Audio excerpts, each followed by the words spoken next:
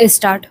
अध्यक्ष महोदय, मैं सदन का ध्यान इस ओर दिलाना चाहता हूं कि जहां तक शिक्षा का संबंध है, इस बजट में उसके लिए कोई विशेष प्रावधान नहीं किया गया है।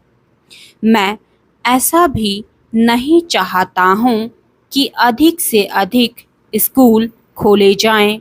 इससे मेरा तात्पर्य यह है कि जितने भी स्कूल हैं उनमें ही सभी तरह की सुविधाएं होनी चाहिए।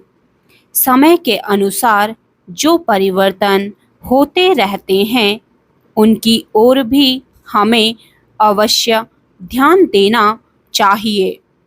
इस समय जो सबसे आवश्यक बात है वह है शिक्षा में मौलिक परिवर्तन किया जाना।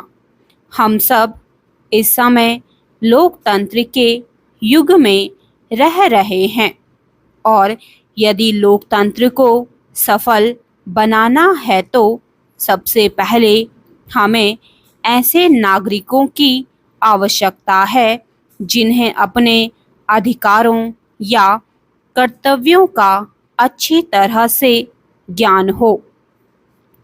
महोदय, मैं अपने माननीय मंत्री जी का, जिन्होंने बजट भाषण दिया है और अपनी नीतियों की घोषणा की है, धन्यवाद करना चाहता हूं।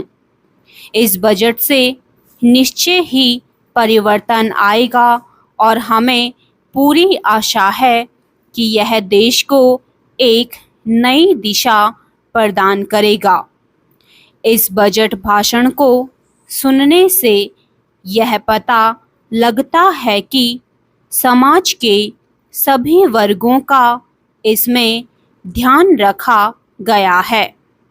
भारत एक कृषि प्रधान देश है और मैं समझता हूँ कि इस बजट को तैयार करते समय यह पूरी कोशिश की गई है कि इससे ग्रामीण अर्थव्यवस्था को पूरा बल मिल सके।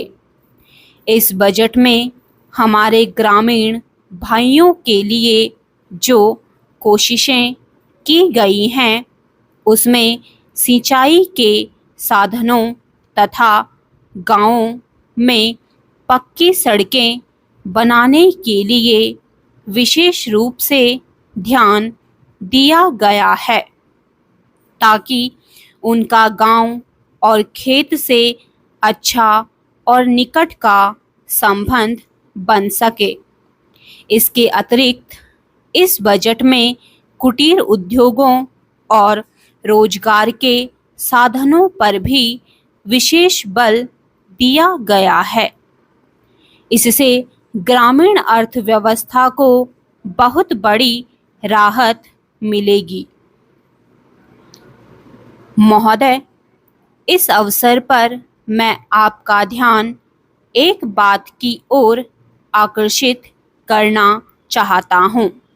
बहुत से हमारे भाइयों ने कहा है कि वे अपने क्षेत्र की सफाई आदि के कामों में सहयोग ही देंगे।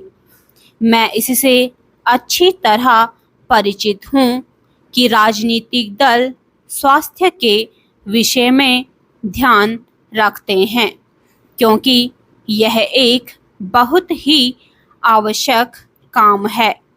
इसमें राजनीति का कोई रंग नहीं आना चाहिए, ऐसी मेरी आशा है। मैं निवेदन करूंगा कि सदस्यों की जो समस्याएं हैं उनको ध्यान में रखते हुए नगर प्रशासन कोई ऐसी नीति बनाने का प्रयत्न करे जिससे नगर निगम से एक सहयोगपूर्ण वातावरण बना रहे, लेकिन इस वातावरण में राजनीति बिल्कुल ना आने पाए। स्टॉप।